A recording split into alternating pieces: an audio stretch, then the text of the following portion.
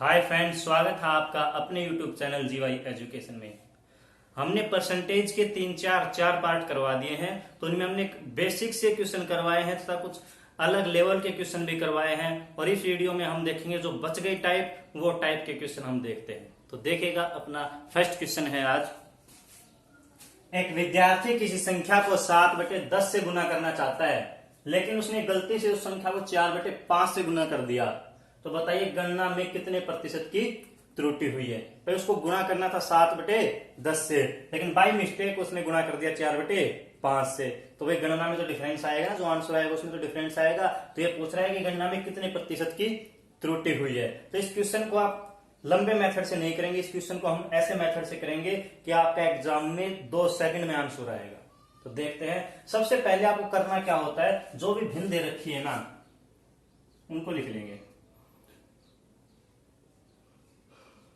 7/10 से। अब 7/10 से गुणा करना था, कर दिया कितने से, 4/5 से। ये दो ही संख्या है अपने पास, इनको ऐसे लिख लो आमने सामने। फिर इनको आप कर दोगे वज्र गुणा। इनको वज्र गुणा करेंगे तो क्या आएगा, 7×5 35, 10 चौक 40। इतना कर देंगे हम। इतना करने के बाद हम देखेंगे इन दोनों का डिफरेंस कितना है। डिफरेंस कितने का है, 35 और 40 में 5 का डिफरेंस है। अब क्या करना है आपको, 5 डिफरेंस किस पे है, 35 पे। भाई 7×5 35, जो ऊपर जो संख्या है उस पे निकालना है अपने को। जो ऊपर यहां पर जो आएगा ना, ऊपर की संख्या से जो गुणा कर रहे हैं उस संख्या पे हम निकालेंगे। तो उस संख्या पे 7×5 35, तो नीचे लिख देंगे 35। जिस चीज पे निकाल रहे होते हैं उसको नीचे लिखते हैं हमेशा। और प्रतिशत पूछ रहा है तो गुणा में 100। ये हो जाएगा हमारा 500/35। 5 से कट कर लेंगे, 100/7। इसको आप लिख सकते हो 14 सही 2/7%। इसका मतलब हमारी गणना में जो अंतर आया है वो त्रुटि कितने प्रतिशत की है, 14 सही 2/7% की है। देखते हैं अगला क्वेश्चन। देखिएगा, एक विद्यार्थी किसी संख्या को 5/3 से गुना करना चाहता है, लेकिन उसने गलती से उस संख्या को 3/5 से गुना कर दिया। तो बताइए गणना में कितने प्रतिशत की त्रुटि हुई है। क्वेश्चन वही है, पिछले वाला सिर्फ संख्याएं बदली हैं। तो करना कैसे है इस क्वेश्चन को, मैंने आपको बताया जो भिन्न दे रखे हैं उनको लिख लो। 5/3, दूसरा क्या है 3/5। करना क्या है, दोनों को वज्र गुणा, 50 25, 3×9। इतना हम कर लेंगे। उसके बाद में मैंने आपको बताया क्या करना है, इनका अंतर देखना है। इनका अंतर कितना होता है, 25 और 9 का 16। तो मैंने आपको बताया क्या करना है, 16 अंतर है किस पे, जो ऊपर वाली संख्या है 50 25। मैंने आपको बताया जो ये वाली संख्या इससे मल्टीप्लाई करने पर जो आता है उस पे हमें निकालना होता है हमेशा। और प्रतिशत की त्रुटि पूछ रहा है, प्रतिशत के लिए गुणा 100। कट कर देंगे, 2500 100 बराबर 64%। यानी इसमें त्रुटि कितने प्रतिशत की हुई है, 64% की। देखते हैं अगला क्वेश्चन। देखिएगा, अगली टाइप का क्वेश्चन अपने पास। एक विद्यार्थी को 25% अंक प्राप्त हुए।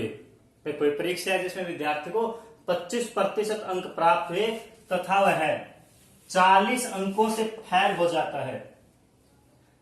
25% अंक प्राप्त हुए, 40 अंकों से फेल हो गया। परीक्षा पास करने के लिए 33% अंक लाना जरूरी है। उसको प्राप्त हुए 25%, 40 अंकों से फेल हो गया और पास करने के लिए 33% अंक लाना जरूरी है। तो कुल अंकों की संख्या ज्ञात कीजिए। देखिएगा, करते हैं। बिल्कुल पास मार्किंग कितनी थी, पास होने के लिए उसको कितने प्रतिशत अंक चाहिए थे, 33%। आए कितने उसके 25। पास होने के लिए उसको 33% अंक चाहिए थे, आए उसके 25%, यानी कितने प्रतिशत अंक उसके कम रह गए? कितने प्रतिशत अंक कम रह गए? इन दोनों का अंतर है वही तो कम रह गए, यानी कि 8% अंक कम रह गए। भाई सीधी सी बात है, उसको 33% अंक अगर वो ले आता तो पास हो जाता, लेकिन उसके आए कितने? 25% अंक ही आए। इसका मतलब अगर वो 8% अंक और ले आता तो उसके अंक 33% हो जाते और वो पास हो जाता। यानी दोनों का डिफरेंस कितना? 8%। यानी 8% से ही तो वो फेल हो गया। भाई ये तो पास था और यहाँ पर वो फेल हो गया। कितने तो लेके आए जितना उसको लेके आने थे, यानी 8% अंक को कम लेके आया है। लेकिन क्वेश्चन हमें कह रहा है वह 40 अंकों से फेल हो गया। हमें पता है 8% अंकों से फेल हो गया, लेकिन यहाँ पर ये प्रतिशत में है और यहाँ पर अंकों में क्या दे रहा है? 40 अंकों से। कितने अंकों से फेल हुआ है? 40 अंकों से। हमने प्रतिशत में पता लगा लिया कि 8% अंकों से फेल हो गए। इसका मतलब 8% बराबर किसके है? 40 के। भाई हम चाहे 8% अंकों से बोल दो फेल या फिर 40 अंकों से फेल बोल दो, एक ही बात है। अब 8% का मान 40 है तो 1% का मान हम निकाल देंगे।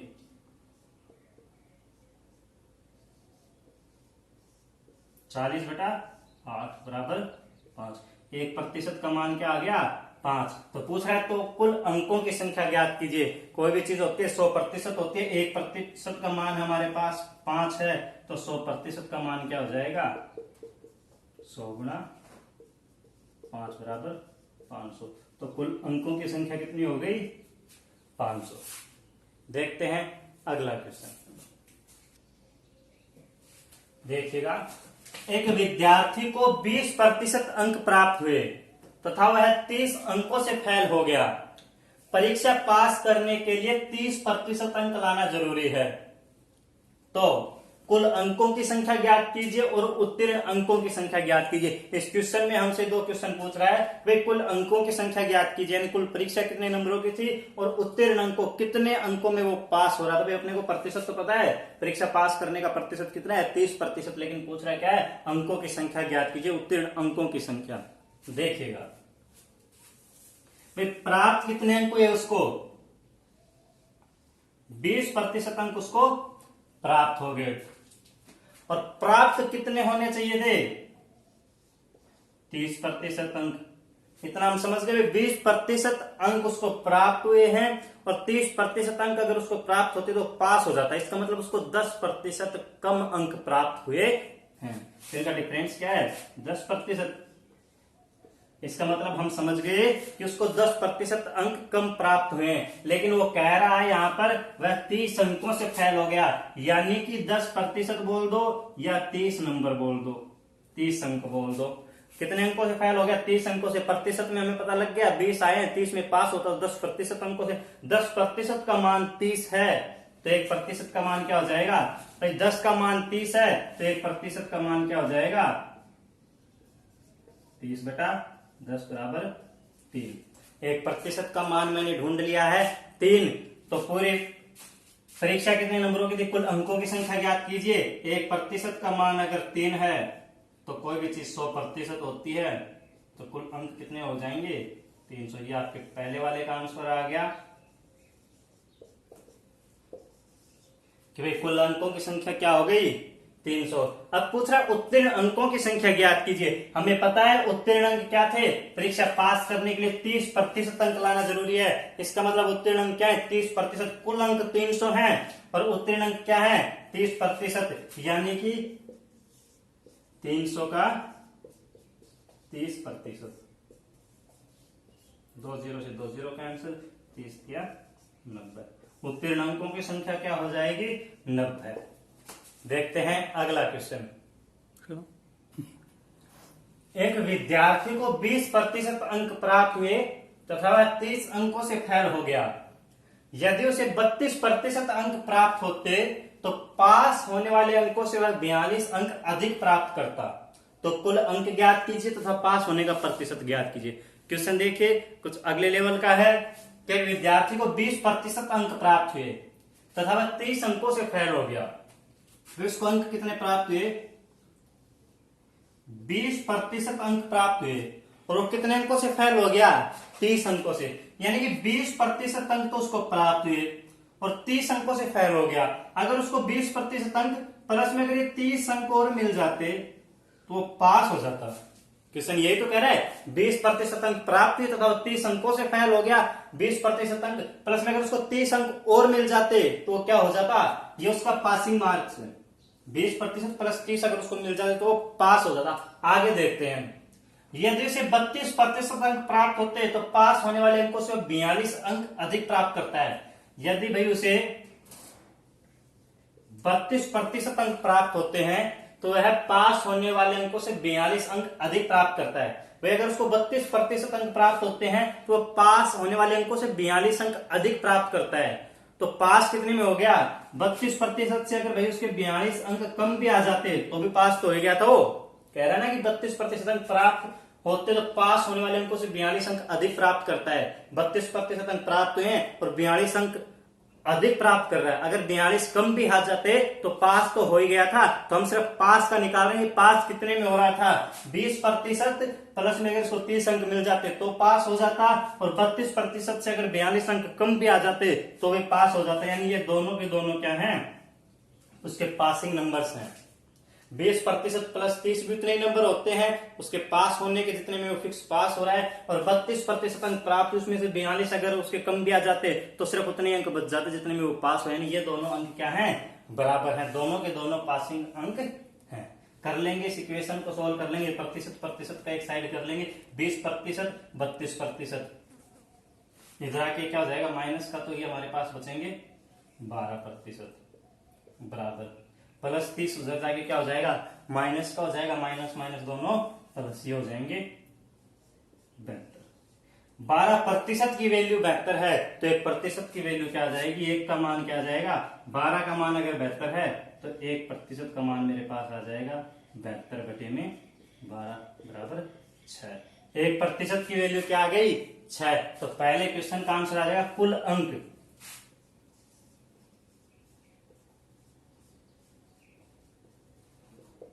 1% की वैल्यू 6 है तो कुल अंक 100% होते हैं। 100 गुना 6 कुल अंक हमारे पास हो जाएंगे 600।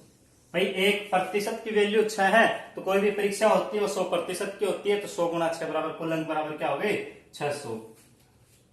अगला, इसमें अगली चीज हमसे पूछ रहा है पास होने का प्रतिशत ज्ञात कीजिए। अब अपने को पता चल गया कि 1% का मान क्या होता है 6 होता है। अब हमें पता है पास होने के लिए उसको 20% अंक तो ये चाहिए, प्लस में 30 नंबर चाहिए। अब वो प्रतिशत पूछ रहा है तो 30 नंबर में कितने प्रतिशत हो गए भाई, 1% का मान 6 है, 2% का 12, 3% का मान 18, 4% का मान 24 और 5% का मान 30।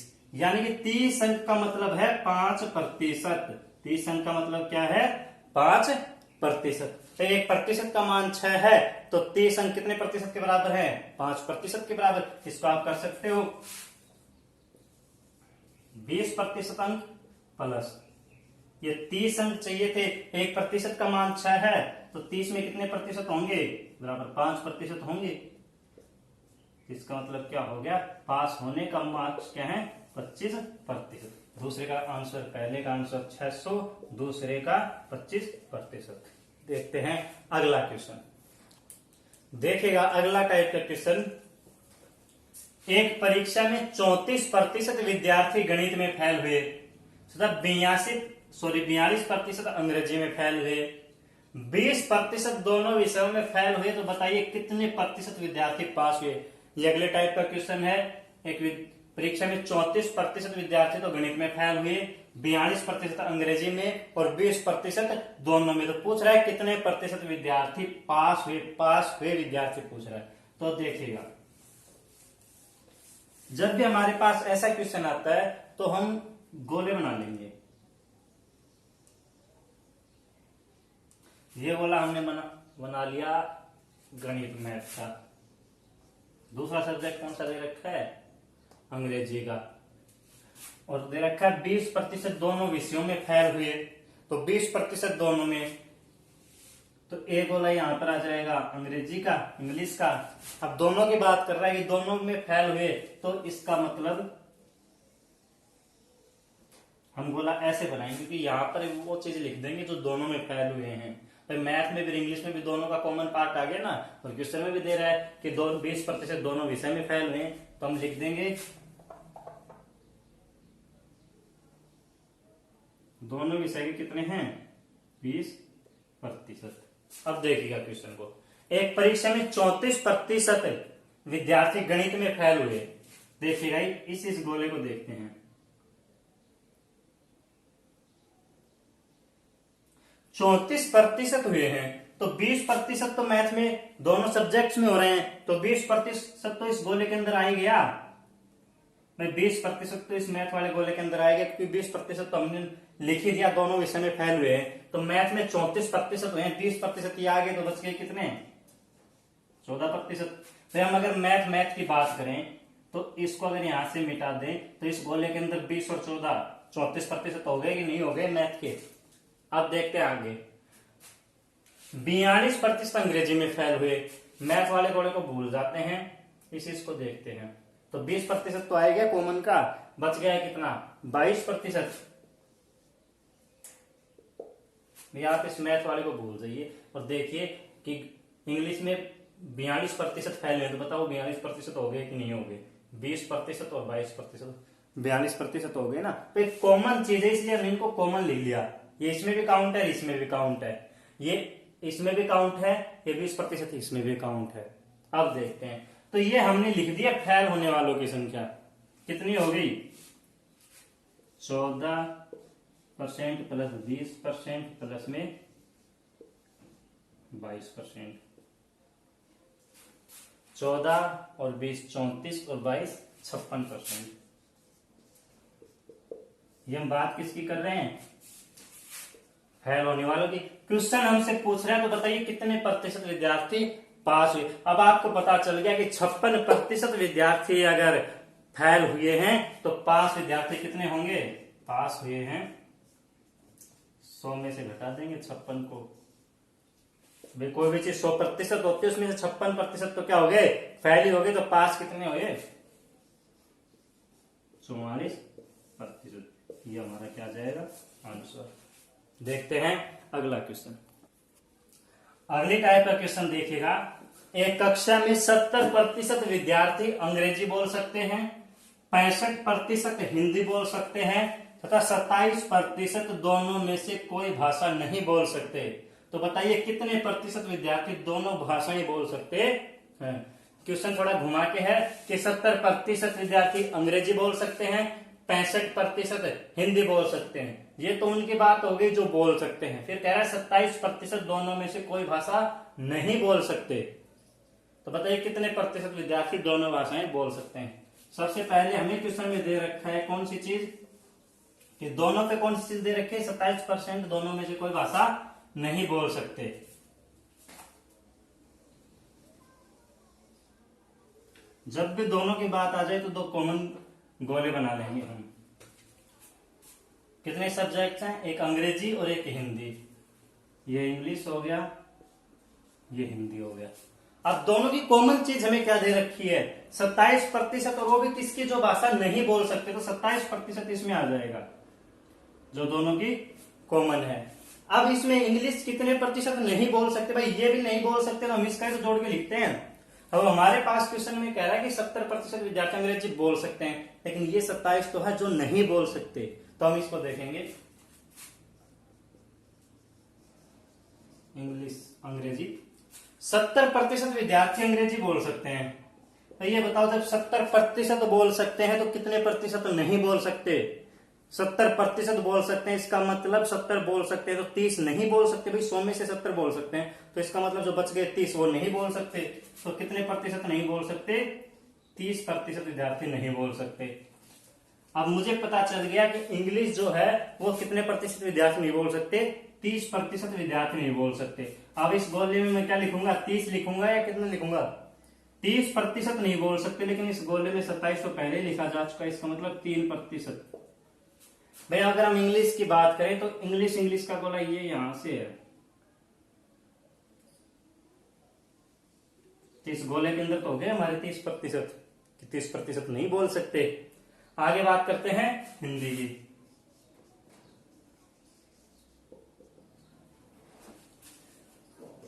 65% हिंदी बोल सकते हैं, 65% बोल सकते हैं, तो नहीं बोल सकते हो कितने, 100 में से 65 बोल सकते हैं तो 35, इसका मतलब नहीं बोल सकते। अब बात करेंगे इसमें लिखते हैं कि जो नहीं बोल सकते इस गोले में, 27 हमने पहले ही लिख दिया, 35 नहीं बोल सकते, इसका मतलब बच गए कितने, 8। भाई बात तो वही हो गई ना, 27 और 8, इसी हिंदी वाले गोले में जिसकी हम बात कर रहे थे वही हो गए 35%।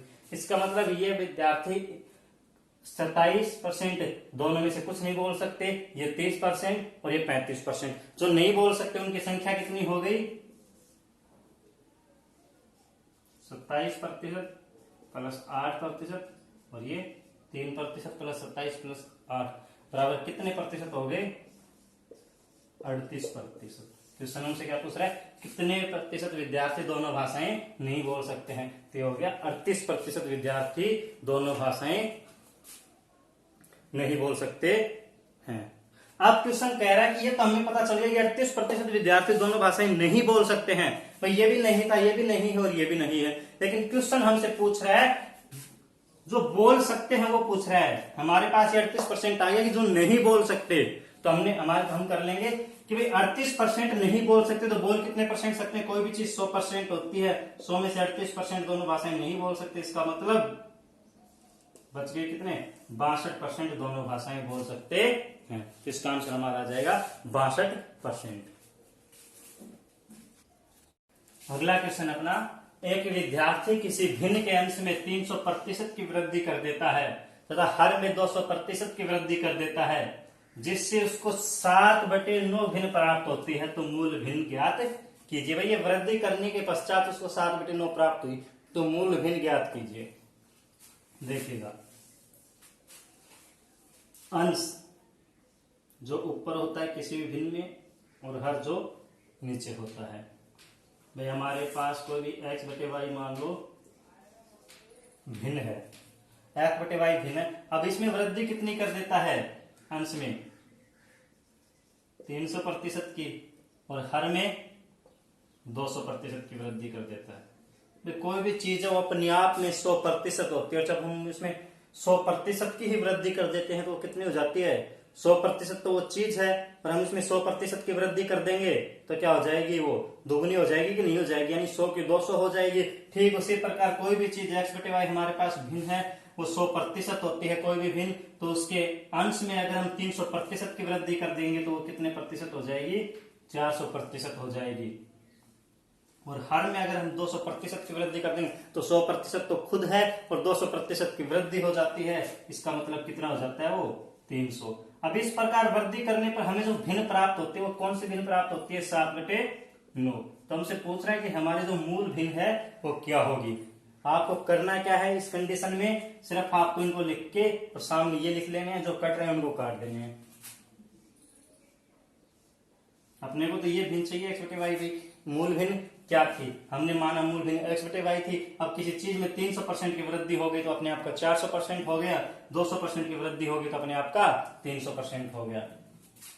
इसको इधर ट्रांसफर करेंगे भाई, बराबर के निशान के उधर लेके जाएंगे तो ये किसमें चला जाएगा, भाग में चला जाएगा, और ये यहां पर है तो ये यहां आ जाएगा, 3×3 7/12, ये हमारी मूल भिन्न आ जाएगी। इस तरीके से आप इसको कर सकते हो। देखते हैं, करते हैं आज की क्लास यहीं तक। इन क्वेश्चनों को कीजिएगा। इस वीडियो में हमने आपको ज्यादा से ज्यादा टाइप आपको आज करवाई गई है, तो मैं आपको एक बात कहना चाहूंगा कि ये खाली समय है, इस खाली समय का उपयोग कीजिए। ये ऐसा समय है जिस समय आप घर से बाहर नहीं निकल सकते, हम बाहर आ जा नहीं सकते, तो यही वो समय है जिस समय आप बाहर नहीं देख सकते, तो अपने अंदर झांक कर देखिएगा, अपने व्यक्तित्व का विकास कीजिएगा। आप देखिएगा अपने को किस चीज में कमी है, किस चीज, कौन सा सब्जेक्ट अपने को नहीं आता है। ये ऐसा समय है उस कमी को दूर करने का। आपको जिस सब्जेक्ट में कमी है उस सब्जेक्ट की कमी अब आप इस समय सुधार सकते हैं जब आप खाली हैं। मैं एक बात कहना चाहूंगा कि ये ऐसा समय है जब आपके ऊपर बर्डन कम है। इस समय आप बाहर नहीं जा सकते, आप घर में रहिएगा। और जब आप घर में हैं तो बाहर नहीं जा सकते, तो जब घर में ही हैं तो अपने अंदर व्यक्तित्व का विकास कीजिएगा, अपने खुद का विकास कीजिएगा। और कोई भी कमी अगर आपको लगती है कि आपकी स्टडी में कहीं पे भी कोई भी कमी है, तो उस कमी को, यही वो समय है, उस चीज को दूर कीजिएगा, उस कमी को दूर कीजिएगा। भैया आपको इंग्लिश में कमी है, मैथ में कमी है, साइंस में कमी है, जीके में कमी है, यही वो समय है जिस समय का आप सदुपयोग करके उस कमी को दूर कर सकते हो। करते हैं इसी के साथ आज की क्लास यहीं तक। प्लीज प्लीज प्लीज इस चैनल को सब्सक्राइब कीजिएगा और ज्यादा से ज्यादा शेयर कीजिएगा। धन्यवाद।